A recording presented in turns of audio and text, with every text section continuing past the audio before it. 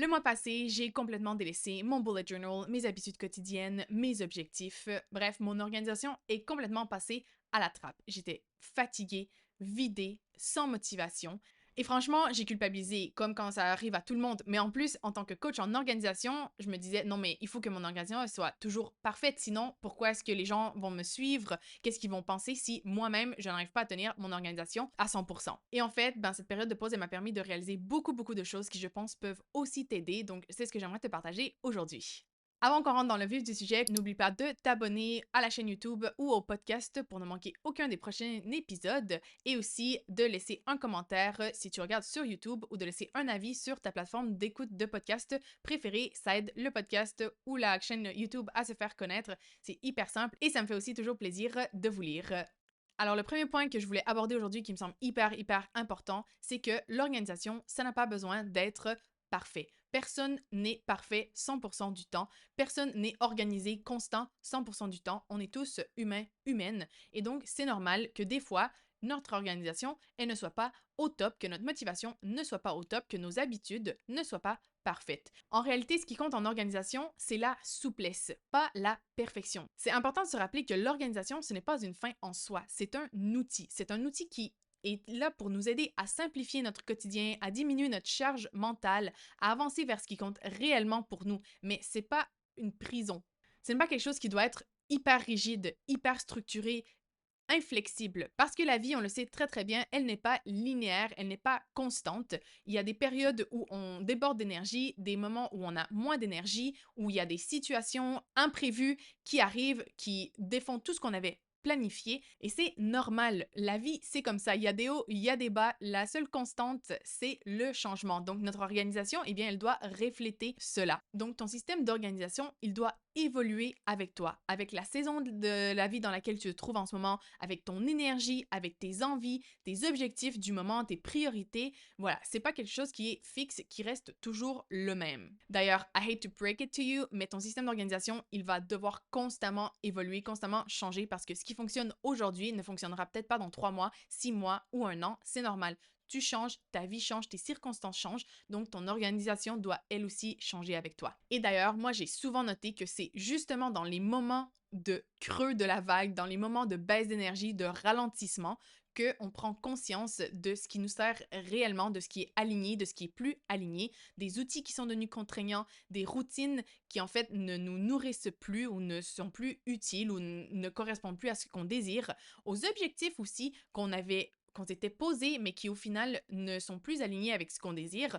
Donc, ces moments de ralentissement, en fait, ils permettent justement de faire ce ménage, de réajuster notre organisation et de la réaligner avec ce qui nous sert réellement. Donc, il ne faut pas voir ces périodes de ralentissement ou ces périodes imparfaites où on n'utilise pas notre outil d'organisation, où on se défait complètement de ses routines et tout, comme des échecs. C'est plutôt des invitations à ajuster, à simplifier, à revenir à l'essentiel. Et généralement, c'est là où, après, on retrouve une organisation plus fluide et surtout plus alignée à ce qu'on désire réellement, à qui on est à ce moment-là de notre vie. Alors voilà, ça c'est la première chose que je voulais te rappeler aujourd'hui. Ton organisation n'a pas besoin d'être parfaite. Je voulais également, du coup, te donner quelques rappels ou conseils pour t'aider justement à accepter ça, le fait que l'organisation, ça n'a pas besoin d'être 100% parfait, que toi-même, tu n'as pas besoin d'être 100% parfait ou parfaite, donc pour t'aider dans ce cheminement.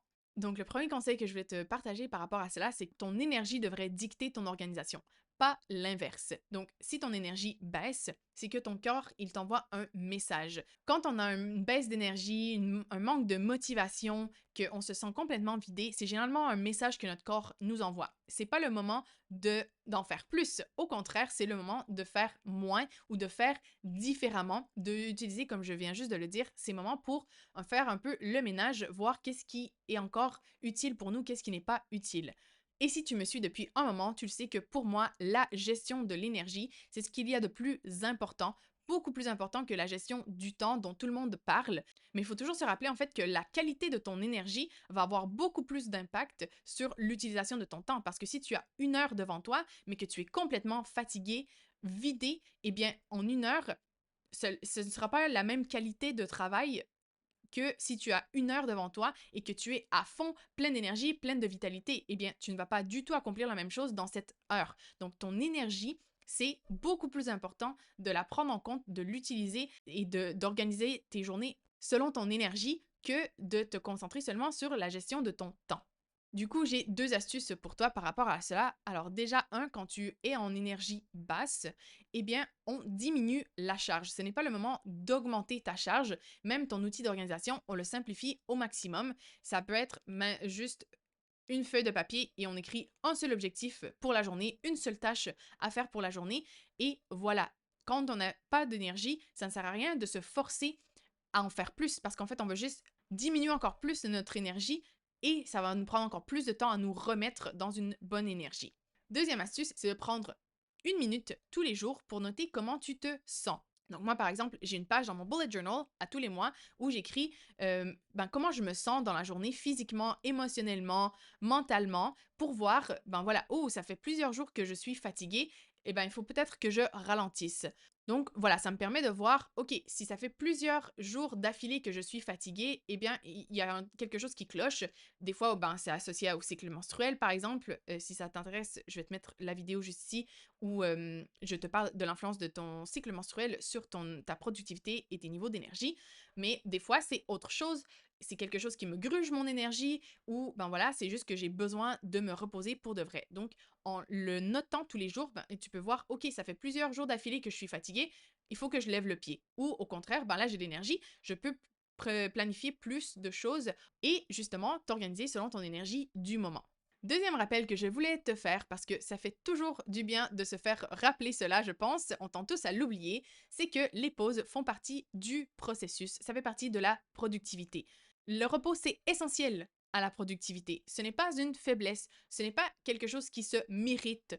Non, ça fait partie du processus. Si tu ne te reposes pas, tu ne peux pas être productif ou productive. Donc, c'est important de l'accepter et de le planifier du coup dans notre organisation et pas, comme je disais, comme quelque chose qu'on mérite, pas comme une récompense, mais comme partie intégrante de notre organisation et de notre productivité. Du coup, une astuce, moi, que j'utilise parce que je tends personnellement à oublier cela très très souvent, donc je te le rappelle, je me le rappelle aussi à moi-même, c'est de planifier au moins une demi-journée ou 2 heures, en tout cas un moment dans ta semaine pour te reposer, mais vraiment te reposer.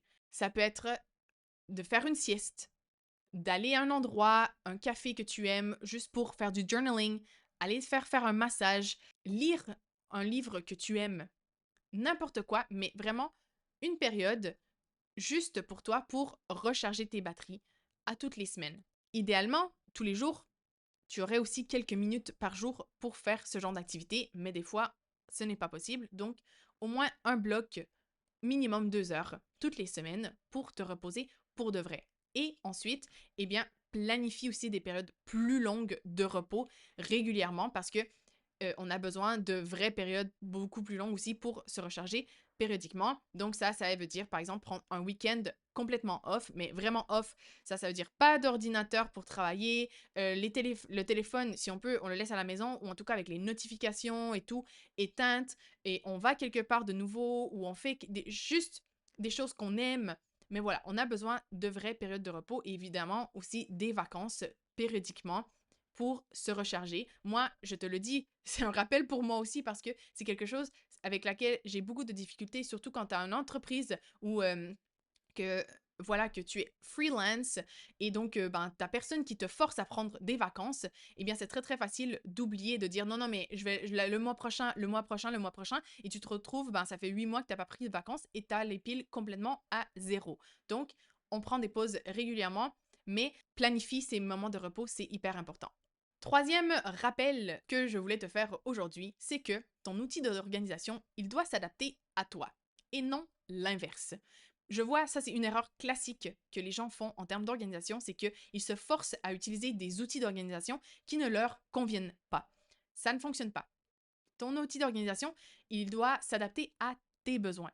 Et aussi, ton outil d'organisation, eh bien, comme je te l'ai dit, c'est normal, ça arrive, il y a des moments où tu n'as pas envie de l'utiliser parce que tu n'as juste pas l'énergie, tu n'as pas la motivation. Eh bien, du coup, passe-le en mode simplifié, comme je viens de te mentionner dans dans le premier rappel / astuce. Et si tu vois que pendant une plus longue période, tu ne l'utilises pas, eh bien, prends quelques minutes pour évaluer si ton outil d'organisation, il correspond réellement à tes besoins, à la saison de la vie dans laquelle tu te trouves et soit change-le ou adapte-le, modifie-le pour qu'il soit utile pour tes besoins actuels. D'ailleurs, personnellement, c'est pour ça que j'adore la méthode du bullet journal parce qu'il me permet d'avoir une flexibilité complète.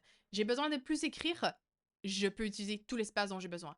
Je n'ai pas besoin d'écrire beaucoup, je n'écris pas beaucoup. Je ne l'utilise pas pendant X temps, comme par exemple le mois passé, je n'ai pas utilisé pendant un mois, eh bien, c'est pas grave, je peux le reprendre où je l'ai laissé et il n'y a aucun souci. Et en plus, ça enlève la culpabilité de voir des pages vides et tout. Bon, après, des fois, il y a des pages vides. Hein. Je vais te montrer, par exemple, le mois de septembre. Du coup, tu peux voir les semaines où je n'ai absolument rien écrit. Je n'ai pas suivi mes trackers d'habitude. Voilà, rien. Gratitude, succès, rien. Pendant des semaines. C'est pas grave, tu vois, j'ai juste utilisé une double page en septembre et après rien d'autre. Donc voilà, c'est pas grave, je l'ai repris là au mois d'octobre sans problème.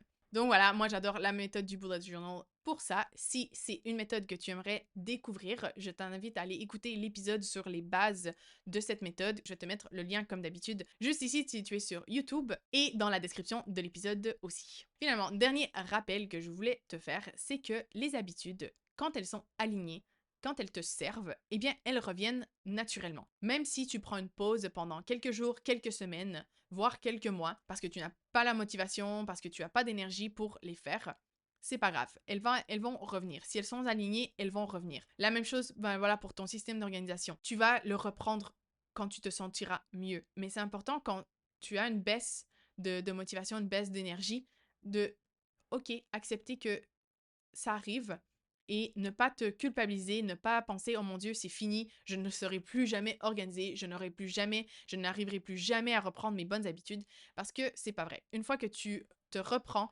que tu prends soin de toi, que ton énergie remonte, que ta motivation remonte, eh bien, les choses qui sont alignées, tu vas les reprendre facilement et naturellement. Par contre, une astuce par rapport à ça, c'est quand tu es en moment de down, que ton énergie elle est à zéro, essaie de maintenir une de tes bonnes habitudes qui te fait du bien. Moi, par exemple, là, pendant le mois de septembre, j'ai maintenu mon habitude de faire du sport régulièrement parce que c'est quelque chose que j'avais envie de faire, c'est quelque chose qui me plaît. Mais voilà, toutes les autres habitudes, méditer, utiliser mon bullet journal, étudier 30 minutes tous les jours quelque chose, etc., tout ça, tout le reste, ça a passé à la trappe, mais j'ai continué avec le sport. Donc, quand tu as ce genre de période de creux, essaie de maintenir une seule habitude et une fois que tu te sens mieux aussi, eh bien, essaie de réintégrer une à une les habitudes au lieu de te pousser à tout reprendre d'un coup si tu ne te le sens pas. Si tu le sens, reprends tout d'un coup.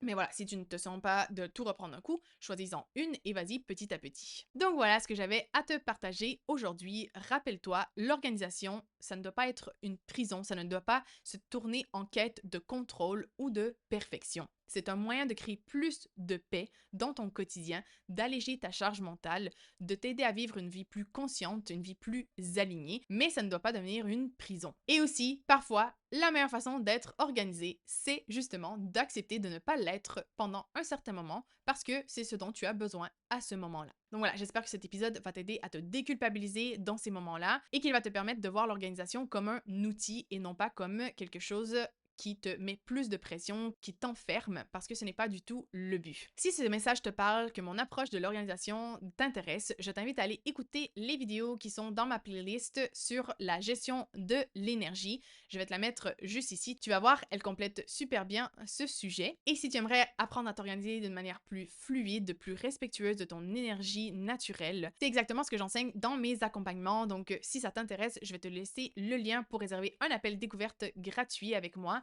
juste dans la description de l'épisode. Je te remercie d'avoir écouté cet épisode jusqu'à la fin et j'espère te retrouver dans une nouvelle vidéo très prochainement. Ciao!